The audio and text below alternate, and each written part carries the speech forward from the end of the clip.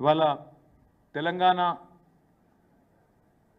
రాష్ట్ర ప్రజల ప్రయోజనాలు కాపాడాలి అంటే ఒక బీఆర్ఎస్కి మాత్రమే అది సాధ్యమవుతుందని ఇవాళ రాష్ట్రంలోని ప్రజలందరికీ కూడా అర్థమైంది కాబట్టి ఖచ్చితంగా కేసీఆర్ తిరిగి రావాలి అనే మాట నిన్న చూసినాం మనం. ఎవరు కూడా ఆర్గనైజ్ చేయలేదు. కేసీఆర్ గారి జన్మదినం సందర్భంగా తండోపతండాలుగా వేలాది మంది స్వచ్ఛందంగా కేసీఆర్ గారిని వెతుక్కుంటూ వారి నియోజకవర్గానికి పోయిన పరిస్థితిని కూడా మనం చూసినాం.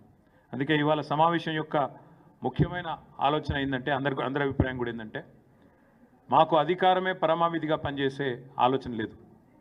తెలంగాణ అస్తిత్వ పరిరక్షణ ముఖ్యం, తెలంగాణ ప్రజల ప్రయోజనాల పరిరక్షణ ముఖ్యం, వాటి కోసం పనిచేయాలని చెప్పి సమావేశం ఈరోజు అభిప్రాయపడ్డది. ఇందాక నేను చెప్పినట్టు ఈ 25వ సంవత్సరం సిల్వర్ జూబ్లీ ఉత్సవాలు, రజతోత్సవాల్ని సంవత్సరం మొత్తం కూడా ఒక సంవత్సరం పాటు నిర్వహించాలని చెప్పి కూడా స్థూలంగా ఒక ఆలోచనకు వచ్చినాం. అయితే ఈ నిర్వహణకు సంబంధించి ఎందుకంటే చాలామందిని ఇన్వాల్వ్ చేయాల్సి ఉంటుంది.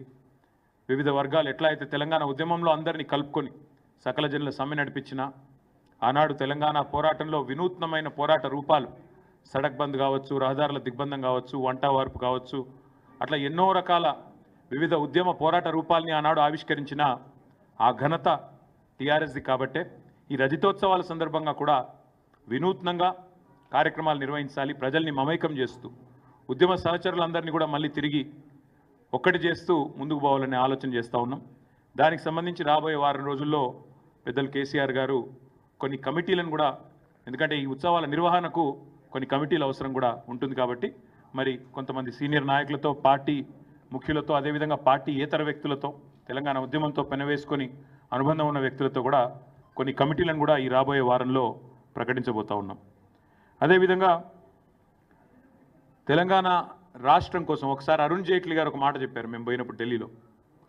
It is very rare to see a good agitator also turn into a good administrator. అంటే ఆందోళన చేయడం మాత్రమే కాదు, పరిపాలన చేయడం కూడా అద్భుతంగా కేసీఆర్ గారు చేస్తున్నారు అంటూ వారు కితాబ్ ఇచ్చిన విషయాన్ని ఎందుకు గుర్తు చేస్తూ ఉన్నా అంటే 10 ఏళ్ల పాటు కేసీఆర్ గారి నాయకత్వంలో సమర్థవంతంగా భారతదేశానికి ఆదర్శంగా ఒక మార్గదర్శిలా నిలబడ్డ తెలంగాణ గత 14-15 నెలలుగా సంక్షోభంలో ఎట్లా తల్లడిల్లుతున్నదో ఇవాళ ఖచ్చితంగా మళ్ళీ ఒకసారి ప్రధాన ప్రతిపక్షంగా ఈ ప్రభుత్వ వైఫల్యాలను ఎండగట్టాల్సిన బాధ్యత కూడా మా మీదనే ఉన్నది అని చెప్పి కూడా ఈ సమావేశం అభిప్రాయపడ్డది.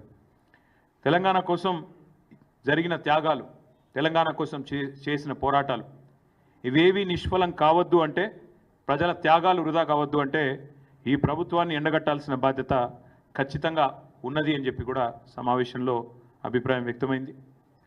సాధించిన తెలంగాణని ఎన్నో రంగాల్లో కేసీఆర్ గారు అగ్రస్థానంలో నిలిపితే మరి చేతగాని కాంగ్రెస్ ప్రభుత్వం ఈ ఒక్క సంవత్సర కాలంలోనే మరి సంక్షోభంలోకి నెట్టిన పరిస్థితిని కూడా చాలామంది ప్రస్తావించడం జరిగింది. అందుకే తెలంగాణలో 430 మంది రైతుల ఆత్మహత్యలు, 57 మంది పిల్లలు గురుకులాల్లో చేసుకున్న ఆత్మహత్యలు, ఆటో డ్రైవర్లు 100 పైగా జరిగిన ఆత్మహత్యలు, 30 పైగా నేత కార్మికుల ఆత్మహత్యలు, నిన్న మొన్న రియల్ ఎస్టేటు వ్యాపారుల ఆత్మహత్యలు కూడా ఏవైతే చూస్తూ ఉన్నామో వీటన్నిటి గురించి కూడా చాలా వివరంగా చర్చ జరిగింది. తెలంగాణ ప్రజల కన్నీళ్లను అర్థం చేసుకునే పార్టీగా, తెలంగాణ ప్రజల ఆర్తిని అర్థం చేసుకునే పార్టీగా, వారి కష్టాలను దూరం చేసే పార్టీగా టీఆర్ఎస్ పార్టీ ఒకవైపు రజతోత్సవ సంబురాలు చేస్తూనే మరొక వైపు నిరంతరం ఈ సంవత్సరం ప్రజా పోరాటాలు కూడా చేయాలి, వివిధ వర్గాల సమస్యలను కూడా తప్పకుండా ముందుండి నడిపించాలి అనే నిర్ణయాన్ని కూడా తీసుకున్నాం. ఇందాక నేను ప్రస్తావించిన కొన్ని వర్గాలు మాత్రమే కాకుండా ఇతర సమస్యలను కూడా ప్రధాన ప్రతిపక్షంగా ముందుండి పోరాటం చేయాలని చెప్పి కూడా కేసీఆర్ గారు దిశానిర్దేశం చేశారు. దాంతోపాటు సంస్థాగత నిర్మాణం, పార్టీ యొక్క సంస్థాగత నిర్మాణం కూడా పటిష్టంగా చేయాలి అనే ఆలోచన కూడా చేయడం జరిగింది. దానికి అనుగుణంగా మరి ఒక కార్యాచరణను కూడా ప్రకటించబోతా ఉన్నాం. ఏప్రిల్ 2వ వారంలో పార్టీ యొక్క ప్రతినిధుల సమావేశం, డెలిగేట్స్ మీటింగ్ ఒకటి హైదరాబాద్లో ఉంటుంది. ఎక్కడ అనేది డేటు, అదేవిధంగా ఎక్కడ అనేది మళ్ళీ ప్రకటిస్తాము. కానీ 2వ వారంలో బహుశా 9, 10 ఆ వారాల్లో, ఆ తేదీల్లో ఒక ప్రతినిధుల సమావేశం హైదరాబాద్లో ఉంటుంది. తదనంతరం మా పార్టీ 24 సంవత్సరాలు నిండి